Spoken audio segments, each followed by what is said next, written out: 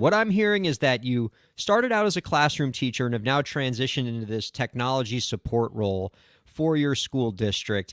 And I'd love to hear about how your role as a teacher has helped you in your new role. Does the fact that you have been in the trenches before, that you have the teacher bona fides, does that help you communicate to your teachers and let them know, hey, I know what you're going through. I know what your day to day is like. And so when I recommend technology for you, I know it's actually going to put points on the board for you and not just be something that you're never going to use.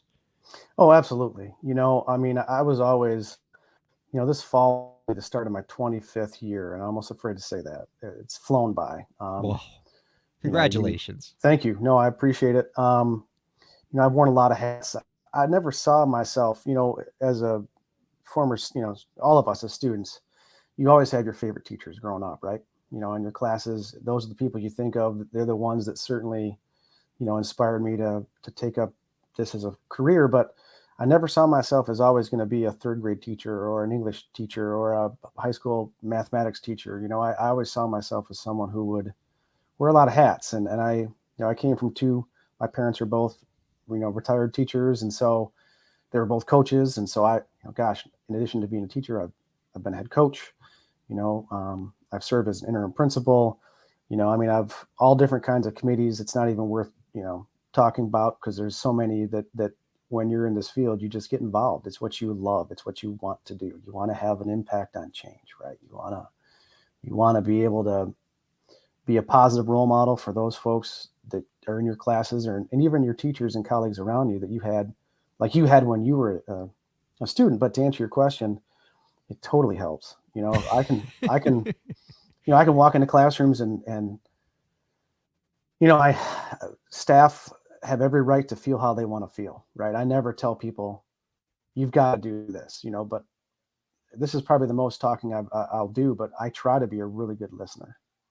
So when I walk into classrooms and folks have an idea or they don't know where to go, and I'll even extend this to coaches. I have coaches in my district right now where I've had some questions come my way, athletic coaches that say, gosh, how about this software for recording a practice, or what can I do here or there? And so, my experience serving in that manner,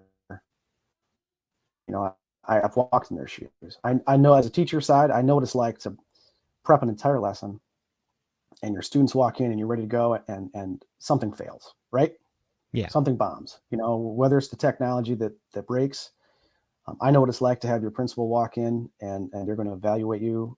And you've spent, all summer prepping for something, right? And the projector doesn't work. And so here I am sweating and whatnot. So, I definitely try to be a great listener. I try to let folks know that I certainly, I'm just a big believer in kind of working together, and it's okay to try and make a mistake. It's okay to just learn from those opportunities. And so that's what I rely on. It's always amazing how these ed tech companies manage to build these hardware and software solutions that never, ever, ever break down until your principal comes by for a visit. 100%. Yeah. Talk about nervous moment, right? I mean, Oh, for sure. you're Well, all this technology, it smells your fear as a teacher, right? If they know that you're afraid because, like, your principal's coming in for an evaluation or something like that, that's when it knows it's time to break down. It's like how my printer, never prints when it knows I really need the document. That's when the printer is like low on, blue ink or something. Yeah. So, and that's a really good point. If I could sneak in a little bit here also, I mean, I also feel like my background in the classroom helps me in those front offices where our secretaries, our principals are at, our superintendent, our assistant soups, all those folks, they have jobs too. And so my role, they're part of my purview, so I've got to make sure, that they have what they need. But I guess as far as when things don't go well, the biggest thing that I can offer is, as a former educator, or I guess I still consider myself an educator, you've got to be able to punt. You've got to be able to be on your toes. So when that thing doesn't work out right, you've got plan B and plan C, and we'll go back to the drawing board and come back tomorrow and get it right.